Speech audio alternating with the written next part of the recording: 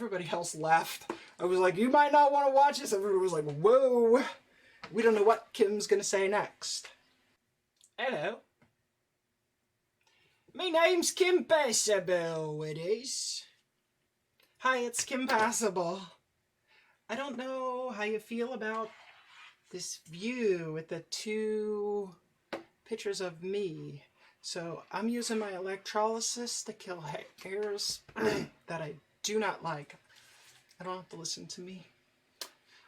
Okay, so, but really what I want to do is I want to talk to people. So, you know, ask me anything. Today I had a conversation with a surgeon about what I needed to do to have a neovagina constructed. Neovagina construction? Doesn't that sound like fun? Penile inversion surgery. Woo! So fancy. Yeah, so I waited a year to talk to a surgeon, and then they told me today, they were really nice. I mean, they told me today that my letter was not sufficient. Because of my insurance, I need to follow the WPATH standards like to the letter. So I need 3 letters. I need one from my prescribing physician who's prescribing my medications. I need one from 2 other psychotherapy people. So the letter that I have is from Prasad's board. It's signed by multiple people at Prasad, but it is not good enough. It counts as 1. My prescribing doctor is at Metro. They will write me a letter for WPATH. I've been seeing them for long enough. They'll just write it, whatever they got to do. So that's just an appointment, or maybe if I'm lucky, a phone call. But then I am going to have to, I don't know, either go to Allies or to Central Outreach and get another letter. Which is not like the end of the world. Like, okay, gatekeeping, got it. I already have friends at both places. I gotta put in the call, wait out the time. I don't know how busy they are. I don't know how messed up things are. Maybe they'll do video consultations because of the COVID.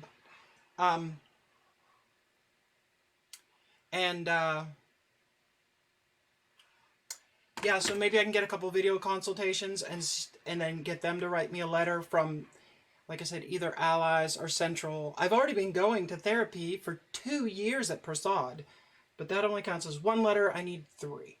And, like, I can't argue it. They need it before they can get paid, and they're not going to do anything till they get paid. So I've been waiting a year to get this appointment to even speak to anyone at the surgery place, for them to tell me that I need 3 letters instead of just 1, which, okay, whatever. It's done. Here we are. I did the video consultation instead of having to wait until November to go to New York to be told this. So actually it's moving along just swimmingly. They told me once I had my 3 letters that I would be waiting a year. So, you know, I've been on HRT for 2 years. Once I get my letters now, once I get more letters, I'll have to wait another year. So that's great news. I feel fabulous about it. You know, it's wonderful. Perfect. I mean, so, like, logically, it's like, okay, well, we just do it, walk through the steps. I have everything I need. Like, honestly, like, because my life is messed up the way it is, I have plenty of time to chase after all the things I need to do. You know, I feel like I'm in some dumb video game where you have to do quests. The quest for the second WPATH letter. To achieve your second WPATH letter, you must go to the Central Outreach and speak to the Stacy Lane. She will have the WPATH letter that you require. I know a year is not that long. A year feels like forever. Oh my God. Like, I mean, when I'm being practical and logical about it, it's like, oh yeah, okay. But like when I just let my feelings feel how I feel about it, like, no, not another year. This is no. No, you can't. No, you know? Like I was smiling. I was like, okay, great. Thank you. It was wonderful talking to you, but I wanted to cry. No. And I know I'm really privileged. And I have to pay 20% of the cost of the surgery, and I can do that. You know, like I have credit, and I can pay the 20%. I have to pay upfront 20% of the cost of the surgery, which I can do. But I do have insurance that will cover the rest. And if you don't have all the money or insurance, they ain't doing no surgery. They won't even schedule you until you got payment in place. So I've got that stuff taken care of for the time being, you know. As long as everything stays the same for the next year, which, you know, everyone knows that their jobs are stable for years on end. Nothing ever changes with jobs or insurance. Luckily, mine is pretty, but like, it's just like all this rigmarole, for goodness sakes. And I know, like, it's just, it's not like I have cancer or something. Like, I'm like invalidating my feelings to try and calm myself down. It doesn't work. Transition is not easy. It's really not. Like, I have friends and I date and stuff, but like, I'm all weird inside, you know? Like, there's like two of me. Like, I'm half of this and half of that. I'm like trans. Very trans, you know? And lucky me, I got the go-ahead for genital electrolysis. Huh? That sounds like fun, doesn't it? Yeah. Yeah. And if you don't know what genital electrolysis is, they said from my anus to the base of my penis, including the scrotum. I think that's graphic enough. All the hair needs removed with this tiny little wire inserted beside the hair into the follicle and then charged with electricity, which feels wonderful. It really feels good. Oh yeah. Yeah, it's great. And like, I'm not like the hairiest, but that's a lot of like real estate. Like there's a lot of hairs in that, you know, if you were to stretch that region out into the size like flat, you know, and there's maybe only a hair every this much, a lot of hairs. It's going to be hours. And it ain't cheap. I got to pay 20% of that. I think it's like $200 an hour to have genital electrolysis. It's a special kind, you know, and I don't blame them because if I was doing electrolysis on your genitals, I would want a little extra money too. You're right. I shouldn't invalidate my feelings, but I don't know what to do to make myself not feel like completely nuts. You know, like I want to scream.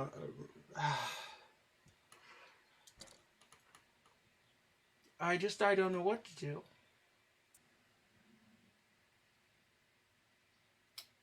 I cannot wait to see my friends. I am used to being able to go to the club at the end of the day, at the end of the night. Everybody else is done at work. And people are relaxing, they're having some drinks, they're in their drag, they're gonna perform, they're gonna do karaoke.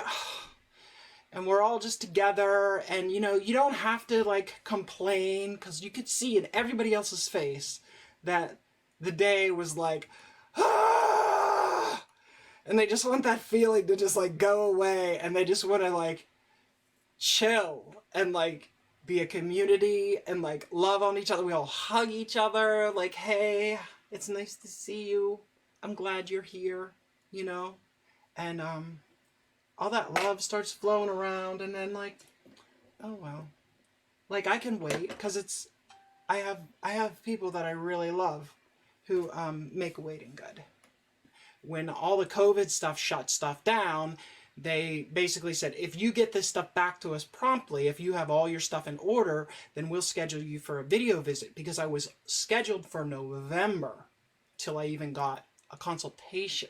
But I was going to have to go to New York and have my consultation in person, which I was prepared to do. Actually, Madeline Hatter said I could stay with her. So it was going to be like a cool trip, you know, but like with COVID, it was going to be just like wasted money, because I was just going to go do the appointment and then leave. So I didn't like commingle with anybody there. Anyway, so they did it by video, and they were like, you need 2 more letters and genital electrolysis, and then we'll schedule your surgery. And right now, today, the surgeries that we're scheduling are a little bit more than a year out. Yeah, we'll wipe everything down, and then we can have karaoke, and everybody can clap, and throw sparkles and lights, and oh, but I want hugs. I need hugs so bad. We're gonna have a great, it's gonna be so, I can't wait.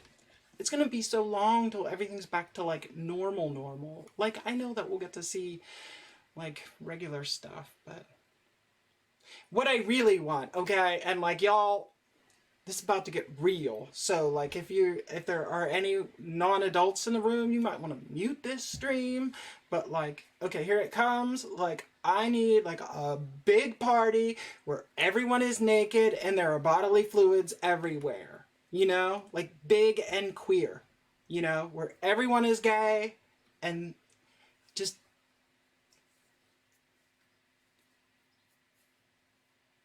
scissors, all the things happening everywhere at the same time, in the midst of a drag show, while they're doing karaoke, like everything good that I like happening at the same time. That's what I want. Just because I've been being so good, pretty good, not all that good, but mostly good, a lot better than normal. You know, my normal is like, you know, very active.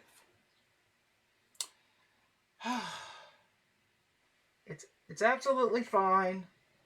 It's 100% achievable. We got this.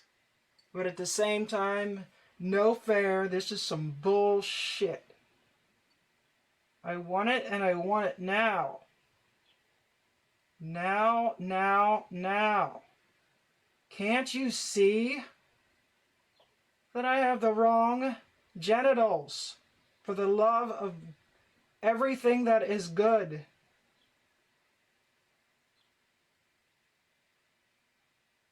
I have done the best I can with it my entire life.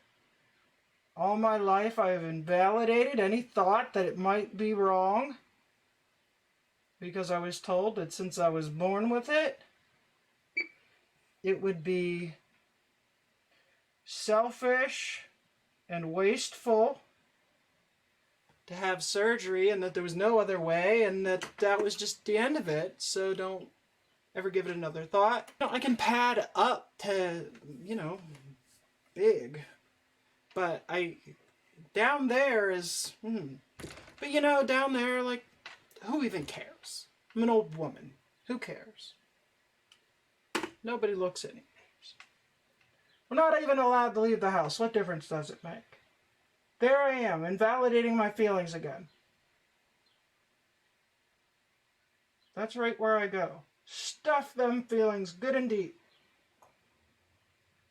Don't feel that. Ignore everything that you don't like.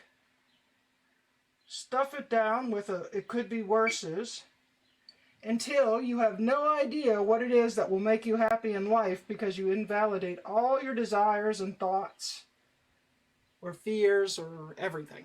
Don't feel anything. Just go about in some robotic, mechanical way. The things we learn. So, thanks for watching. I'm sorry if this wasn't very interesting, but it helped me. I vented a little bit. not just alone, you know. And I love you all. And I miss my regular routines. I miss my regular people and my regular outings. You're all important to me, you know. All those little conversations, they add up. They mean a lot. It makes me feel like I have, it's like family. I don't have family anymore, not like I did, you know. You all are my family.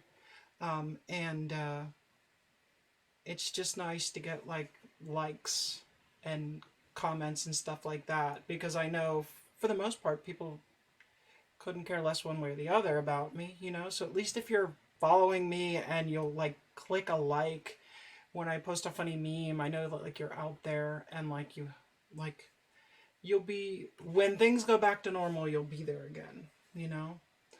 um Thanks for coming, and we will see you um next time.